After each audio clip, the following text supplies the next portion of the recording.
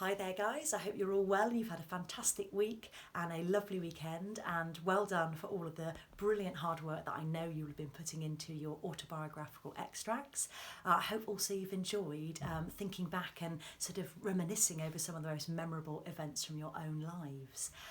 So this week we're actually going to focus in on a chapter from Boy where Roald Dahl gives us a first insight into one of the great loves of his life, which were sweets and chocolates.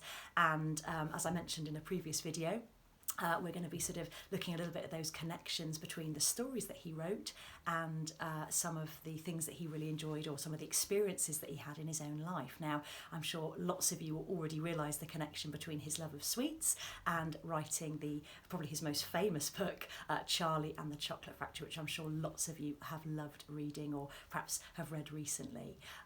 So I wanted to actually really, to introduce what we're going to do, read just a short section from Boy, and obviously do have a look at this video first before then trying some of the tasks which I will be putting up onto the website. So here's a little extract from chapter 3 of Boy.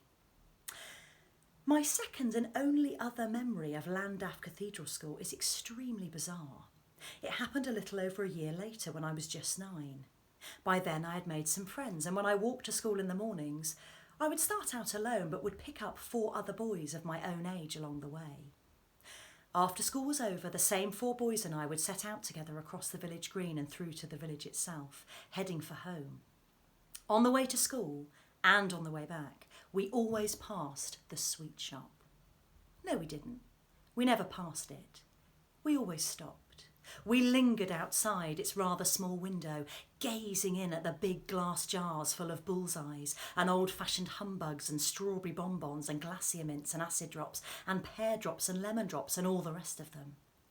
Each of us received 6pence a week for pocket money, and whenever there was any money in our pockets, we would all troop in together to buy a pennyworth of this or that. My own favourites were sherbet suckers and licorice bootlaces. One of the other boys, whose name was Thwaites, told me I should never eat licorice bootlaces. Thwaites' father, who was a doctor, had said that they were made from rat's blood. The father had given his young son a lecture about licorice bootlaces when he'd caught him eating one in bed. Every rat catcher in the country, the father had said, takes his rats to the licorice bootlace factory, and the manager pays 2pence for each rat. Many a rat catcher has become a millionaire by selling his dead rats to the factory. But how do they turn the rats into licorice? The young Thwaites had asked his father. They wait until they've got 10,000 rats, the father had answered. Then they dump them all into a huge shiny steel cauldron and boil them up for several hours.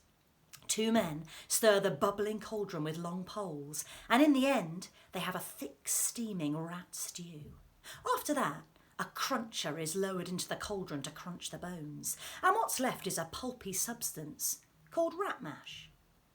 Yes, but how do they turn that into licorice bootlaces, Daddy? The young Thwaites had asked, and this question, according to Thwaites, had caused his father to pause and think for a few moments before he answered it. At last he had said, The 2 men who were doing the stirring with the long poles now put on their Wellington boots and climb into the cauldron and shovel the hot rat mash out onto a concrete floor. Then they run a steamroller over it several times to flatten it out.